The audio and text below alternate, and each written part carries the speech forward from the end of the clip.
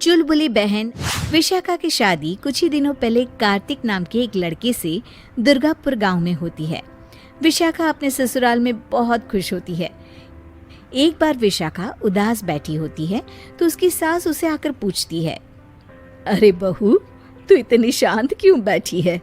क्या हुआ बेटा? कुछ नहीं माँ जी, घर की याद आ रही थी। एक काम करना बेटा, अपनी छोटी बहन को बुला ले, तेरा मन भी लग जाएगा है? विशाखा ये सुनकर खुश हो जाती है और अपनी बहन शिखा को फोन करके बुला लेती है। शिखा विशाखा के ससुराल आ जाती है। टी, कैसी हो आप? अरे आ गई तू, मैं तो एकदम ठीक हो गई। शिखा पूरे परिवार से मिलती है। नमस्ते जीजू, कैसे हो आप? अरे बढ़िया बढ़िया, तुम बताओ।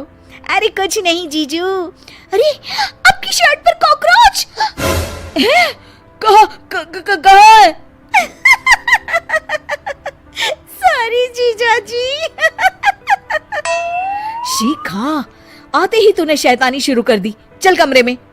अगले दिन विशाखा रसोई में खाना बना रही होती है और तभी वहां शिखा आकर उसे पीछे से डरा देती है।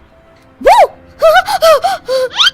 विशाखा डर जाती है और शिखा हंस पड़ती है।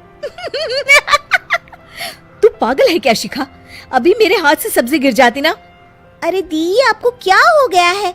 शादी से पहले तो कितनी मस्ती करती थी और अब एकदम बोरिंग हो गई है आप।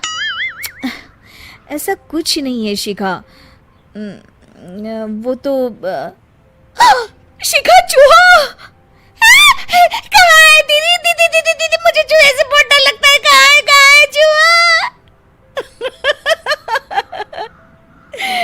देखा शिखा, मैं कुछ भी नहीं भूली, मस्ती करना भी नहीं। सच में दीदी, आपने तो डरा ही दिया था मुझे। दोनों बहनें आपस में बात कर रही होती है। तभी शिखा को एक आइडिया आता है।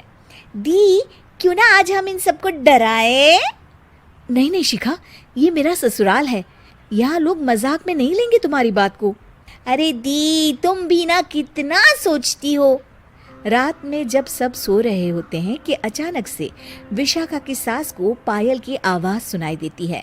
वो आंगन में आकर देखती है तो आवाज आना बंद हो जाती है। अरे कौन है इतनी रात को? वो जैसे ही मुड़ती है तो देखती है कि सफेद साड़ी में एक औरत घूम रही है। वो डर जाती है और भागकर अपने कमरे में चली जाती है। वो औरत और कोई नहीं पर शिखा होती है। सास को डरा हुआ देख शिखा जोर जोर से हंसने लगती है।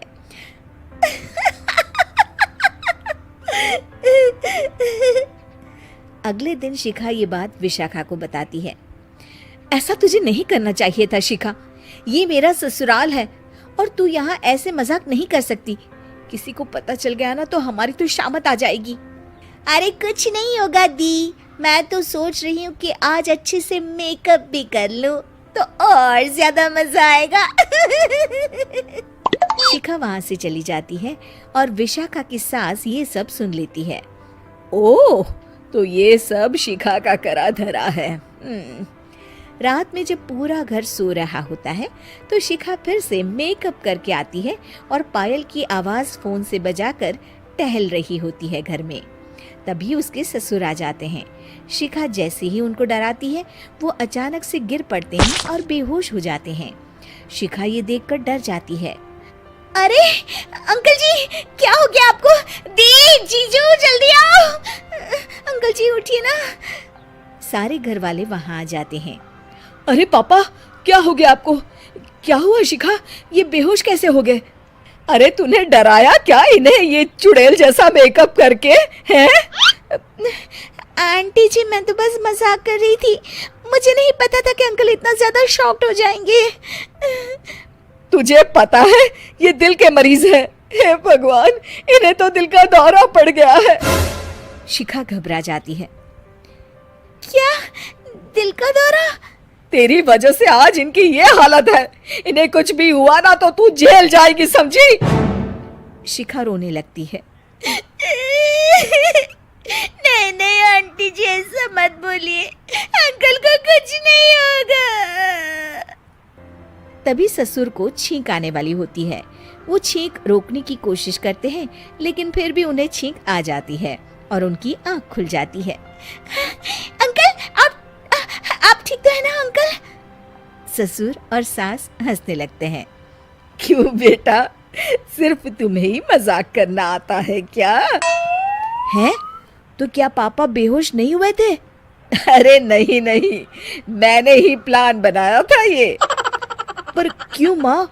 क्योंकि विशाखा को लगता है कि ये उसका ससुराल है, उन्हें ऐसी मजाक वाली बातें पसंद नहीं आएगी। पर उन्हें ये नहीं पता कि अगर ये दोनों बहनें शेर हैं तो हम भी सवा शेर हैं। ये तो बिल्कुल सही कहा आपने आंटी जी।